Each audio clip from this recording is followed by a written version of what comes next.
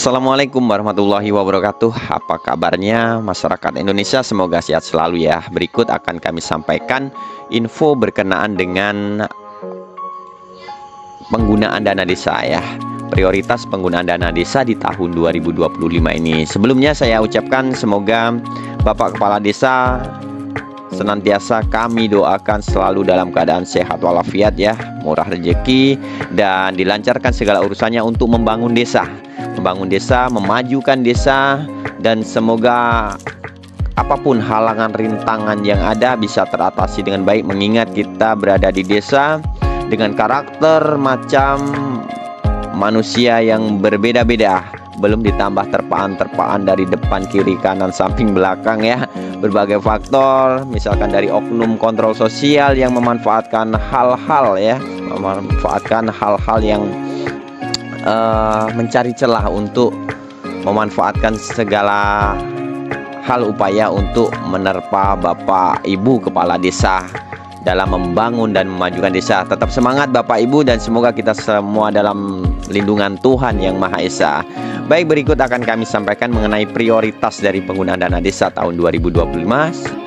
Kita sebagai masyarakat juga semoga paham penggunaan dana desa itu sebenarnya untuk apa.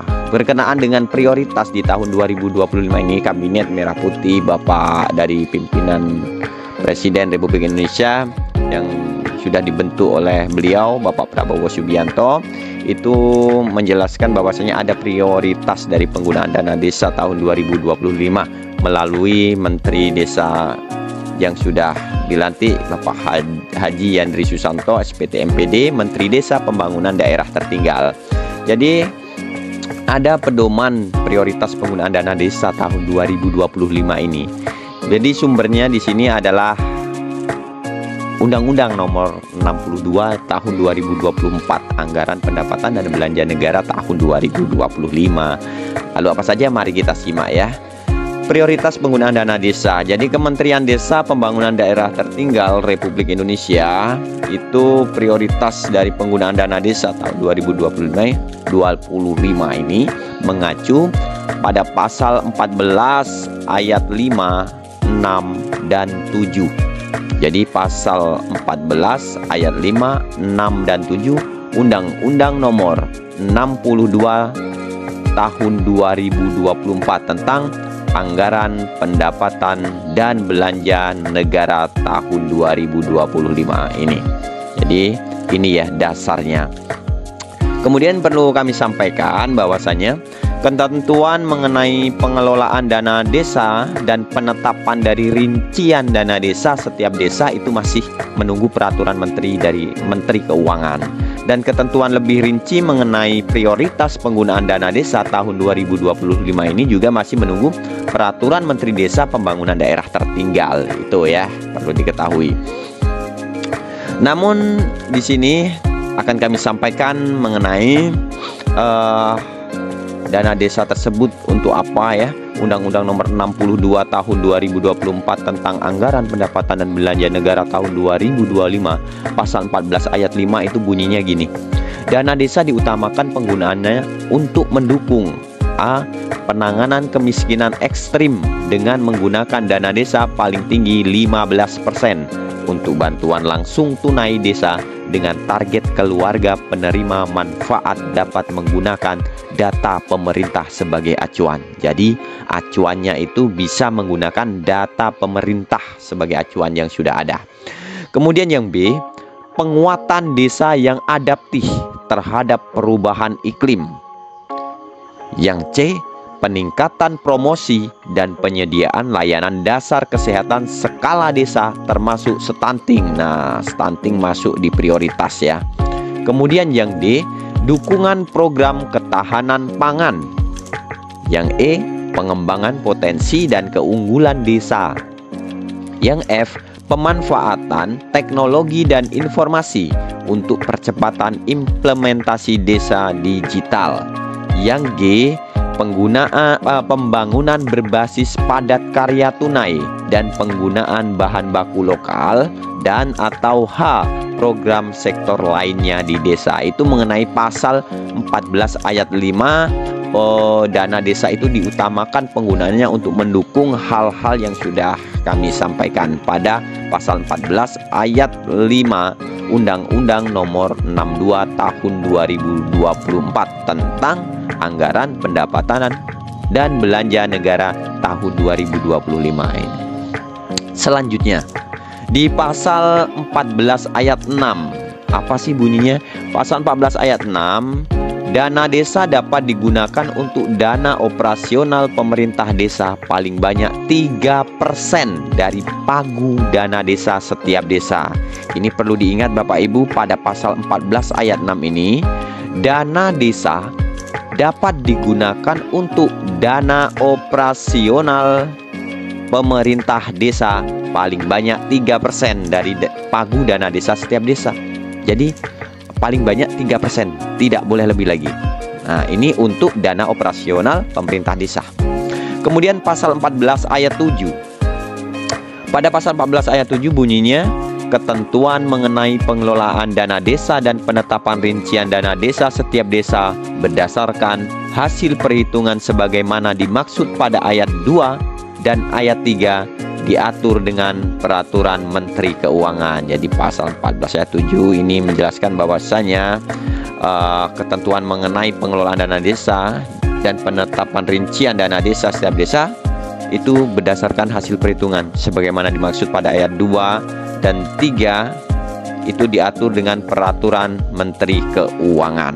Ini bunyi pasal 14 ayat 7 Undang-Undang Nomor 62 Tahun 2024. Selanjutnya, lalu contoh kegiatan desa dalam penggunaan operasional pemerintah desa yang bersumber dari dana desa maksimal 3% dari pagu dana desa itu untuk apa saja yang boleh?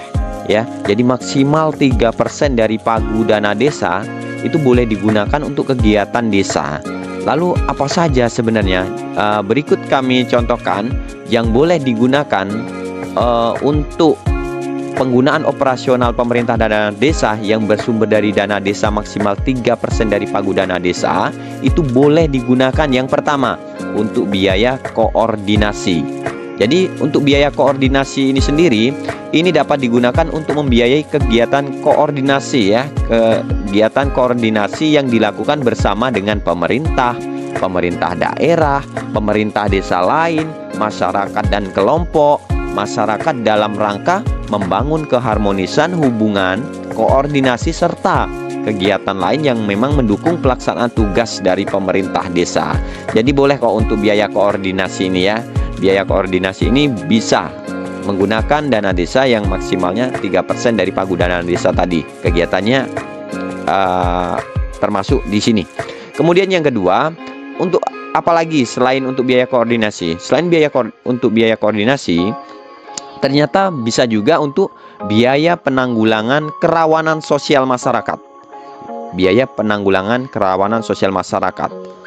Jadi untuk biaya penanggulangan kerawanan sosial masyarakat ini dapat digunakan untuk membiayai kegiatan dalam rangka pencegahan dan penanggulangan kerawanan sosial yang disebabkan karena kemiskinan, kesusahan, musibah, keterbatasan dana, konflik sosial, bencana yang menimpa warga atau masyarakat. Jadi bisa digunakan untuk kegiatan biaya penanggulangan kerawanan sosial masyarakat. Selain itu, yang ketiga itu adalah untuk biaya kegiatan khusus lainnya. Jadi untuk pemerintah desa bisa untuk menganggarkan biaya kegiatan khusus lainnya. Apa saja sebenarnya? Ini biasanya adalah kegiatan yang digunakan untuk membiayai kegiatan promosi, protokoler, pemberian untuk masyarakat yang berprestasi. Jadi ada masyarakat berprestasi, kita bisa memberikannya untuk masyarakat berprestasi. Ada tidak ya untuk desa kita orang-orang atau masyarakatnya itu yang berprestasi? Bisa Bapak Ibu. Jadi kalau kita ada program seperti ini, masyarakat pastinya akan memacu diri untuk berprestasi ya, untuk berprestasi baik di daerah, tingkat nasional, bahkan antar wilayah satu dengan wilayah lainnya. Dia terus, maka masyarakat desa bisa berkembang untuk ini semua. Kemudian bisa juga kegiatan olahraga, kegiatan sosial, seni, budaya, untuk kegiatan keagamaan, penguatan rasa kebangsaan dan kesatuan, dan pemberian apresiasi kepada orang dan atau masyarakat yang membantu tugas pemerintah desa. Wow, luar biasa ya. Jadi tenang saja Bapak Ibu, kita sebagai masyarakat desa kita bisa mengembangkan diri kita ya. Karena untuk desa memang bisa menganggarkan ini semua untuk kegiatan promosi, protokol, kemudian pemberian untuk masyarakat yang berprestasi ya, kegiatan olahraga, sosial, seni budaya, keagamaan, penguatan rasa kebangsaan dan kesatuan, dan pemberian apresiasi memang kepada orang atau masyarakat yang membantu tugas pemerintah desa. Itu maksimal dana ya, dana maksimal 3% dari pagu dana desa itu boleh digunakan untuk kegiatan desa yang seperti itu. Itu contohnya. Kemudian untuk selanjutnya, selain dapat digunakan, namun ada juga yang tidak dapat digunakan dari dana tersebut. Jadi contoh kegiatan desa yang tidak boleh menggunakan maksimal dari 3% pagu dana desa tersebut, apa saja kegiatannya? Contohnya adalah yang pertama, pembayaran honorium pemerintah desa. Jadi perlu digarisbawahi di sini, ini untuk Bapak Ibu semuanya, kita sebagai kontrol sosial juga, kita sebagai masyarakat, untuk Bapak Kepala Desa selaku pimpinan desa, bahwasanya 3% itu jangan sekali-kali ya, jangan Bapak Ibu untuk pembayaran honorium pemerintah desa. Jadi dana operasional pemerintah desa ini tidak boleh digunakan untuk membayar gaji atau honorium bagi anggota pemerintah desa. Berapapun celahnya, jangan sampai Bapak Ibu. Lebih baik kita sesuai dengan tupoksinya, sesuai undang-undang. Kemudian kedua, perjalanan dinas ya. Perjalanan dinas di luar kecamatan atau kabupaten. Dana operasional pemerintah desa ini tidak boleh digunakan untuk biaya perjalanan. Tidak boleh digunakan untuk biaya perjalanan dinas di luar wilayah kecamatan ataupun kabupaten setempat. Tidak dapat ditutupi dari dana operasional ini. Ya, Bapak Ibu semuanya, ini tidak boleh. Jangan dilakukan. Lebih baik kita mencari sumber pendapatan asli desa, misalkan ada untuk menutupi ini semua, kita pakai yang itu ya. Yang aman lah, cari aman. Kemudian yang ketiga, pembayaran iuran jaminan sosial kesehatan dan ketenaga kerjaan bagi aparat desa. Dana operasional ini tidak boleh ya Bapak Ibu untuk digunakan membayar iuran jaminan sosial kesehatan dan ketenaga kerjaan bagi aparat desa. Jaminan sosial ini harus bersumber dari anggaran pendapatan dan belanja daerah. Ini sumbernya adalah Permendes PDTT nomor 13 tahun 2023 tentang petunjuk operasional atas fokus penggunaan dana desa tahun 2024. Ini yang tidak boleh ya. Kita sebagai masyarakat juga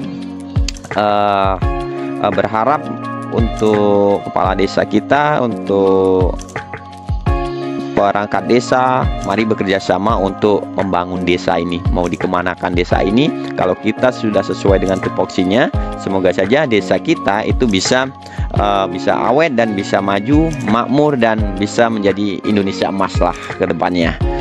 Selanjutnya, di sini ada rangkuman mengenai prioritas dari penggunaan dana desa tahun 2025 yang sudah disebutkan di awal tadi, bahwasanya ini yang pertama adalah berdasarkan Undang-Undang Nomor 62 tentang Anggaran Pendapatan dan Belanja Negara tahun 2025, prioritas penggunaan dana desa tahun 2025 itu yang pertama adalah penanganan kemiskinan ekstrim dengan penggunaan dana desa paling tinggi 15% untuk bantuan langsung tunai.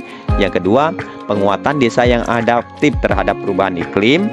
Yang ketiga, peningkatan promosi dan penyediaan layanan dasar kesehatan skala desa termasuk stunting. Kemudian yang ketiga, dukungan program ketahanan pangan. Keempat, pengembangan potensi dan keunggulan desa. Kemudian selanjutnya yang keenam itu adalah pemanfaatan teknologi dan informasi untuk percepatan implementasi desa digital. Ini yang perlu sebenarnya di desa-desa, harus segera mengenai pemanfaatan teknologi dan informasi untuk percepatan implementasi desa digital. Karena kalau ini bisa tercapai di setiap desa, otomatis ini memangkas pelayanan yang sangat ribet, dan ini sangat kita harapkan semua sebagai masyarakat desa. Kemudian selanjutnya yang ke-8 ya, pembangunan berbasis padat karya tunai dan penggunaan bahan baku lokal. Selanjutnya program sektor lainnya di desa, dan selanjutnya adalah operasional pemerintah desa paling banyak 3% dari pagu dana desa setiap desa. Kementerian Desa Pembangunan Daerah Tertinggal Republik Indonesia. Semoga ini semua bisa bermanfaat untuk kita semua, dan minimal kita sebagai masyarakat yang awam, masyarakat yang tinggal di desa, yang biasa mendengarkan, dan kita bisa tahu sebenarnya kita punya prioritas dari penggunaan dana desa tahun 2025 ini. Demikian Bapak Ibu semuanya, semoga bermanfaat. Kami akhiri. Wassalamualaikum warahmatullahi wabarakatuh.